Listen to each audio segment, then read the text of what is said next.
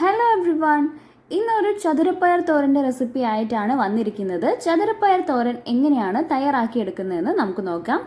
ഞാനിവിടെ ചതുരപ്പയറൊക്കെ ചെറിയ കഷ്ണങ്ങളായിട്ട് ഇത് അരിഞ്ഞു വെച്ചിട്ടുണ്ട് കേട്ടോ. ഇനി ഒരു പാൻ വെച്ച് നമുക്ക് ചൂടാക്കിയെടുത്തതിന് ശേഷം അതിലോട്ട് അല്പം വെളിച്ചെണ്ണ കൂടെ ചേർത്ത് കൊടുക്കാം.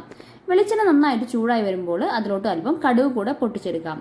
ഇനി ഇതിലോട്ട് ഒരു സവാള അരിഞ്ഞത് കൂടെ ചേർത്ത് കൊടുത്തിട്ട് നന്നായിട്ടൊന്ന് വഴറ്റിയെടുക്കാം.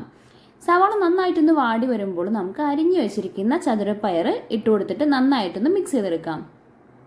ഇതിലോട്ട് 2 പച്ചമുളക് അരിഞ്ഞത് കൂടെ ചേർത്ത് കൊടുക്കുന്നുണ്ട്. അല്പം തേങ്ങയും ചേർത്ത് കൊടുക്കുന്നുണ്ട്. തേങ്ങയും പച്ചമുളകും കൂടെ ഒതുക്കിയിട്ടും നമുക്ക് ചേർത്ത് കൊടുക്കാവുന്നതാണ് കേട്ടോ. ഇതിലേക്ക് അല്പം ഉപ്പും ആവശ്യത്തിന് വെള്ളം കൂടെ ചേർത്തതിന് ശേഷം നമുക്ക് കുറച്ച് നേരം ഒന്ന് അടച്ചു വേവിച്ചെടുക്കാം.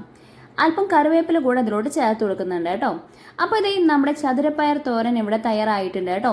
അപ്പം നമ്മുടെ ചതുരപ്പയർ തോരൻ്റെ റെസിപ്പി എല്ലാവർക്കും ഇഷ്ടപ്പെടുന്ന കരുതുന്നു. എല്ലാവരും ഒന്ന് ട്രൈ ചെയ്ത് നോക്കുക. ബൈ.